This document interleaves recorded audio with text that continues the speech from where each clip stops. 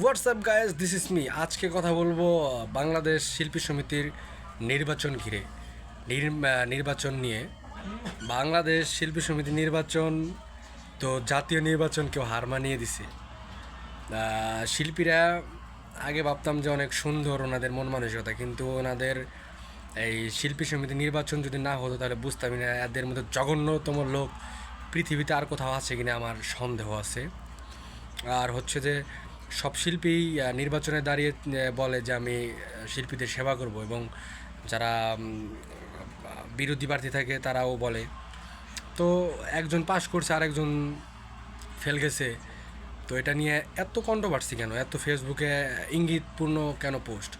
তো উনিও শিল্পী, আপনিও শিল্পী, উনি পাশ করছে আপনি করেন নাই, তাহলে আপনিও তো সহযোগিতা করে শিল্পীদের কে শিল্পীদেরকে নিয়ে কাজ করবেন, বা যারা অসহায় শিল্পী তাদেরকে সাহায্য সহযোগিতা করবেন। কিন্তু আপনি ফেসবুকে পোস্ট দেন আরেকজনের নামে যে উনি এই চেয়ারের যোগ্য না, উনি এই চেয়ারের যোগ্য না। তো আপনাদের তো মন মানসিকতা ভালো না, আপনারা আবার নির্বাচনে দাঁড়িয়ে শিল্পীদের কী উন্নয়ন করবেন বা কী করবেন আপনারা? আর আমার মনে হয় যে এখানে মাল কামানের ব্যবস্থা আছে, এই কারণেই শিল্পী সমিতির নির্বাচন নিয়ে এত আগ্রহ। কারণ এমন এক নির্বাচন, জাতীয় নির্বাচনে এমন এত আলোচনা হয় না, এই নির্বাচনে যতটা আলোচনা হয়েছে। আবার দেখলাম এক হুজুরে মিলাদ পড়াইতেছে, আসলে সে হুজুরেও জানে না যে কোথায় মিলাদ পড়াতে হয় বা দোয়া পড়তে হয়, হুজুরেও জানে না সঠিকভাবে।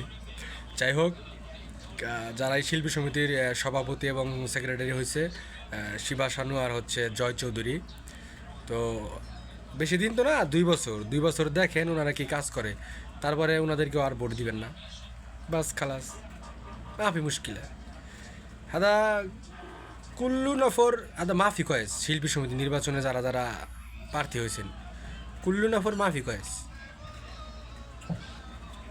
সয়া কয়েস, বাট তারা নির্বাচনে আসেই নাই। যেমন সাকিব খান আসেই নাই, উনি সবচেয়ে ঠিক করেন। এটা কী নির্বাচন নিয়ে কী একটা অবস্থা!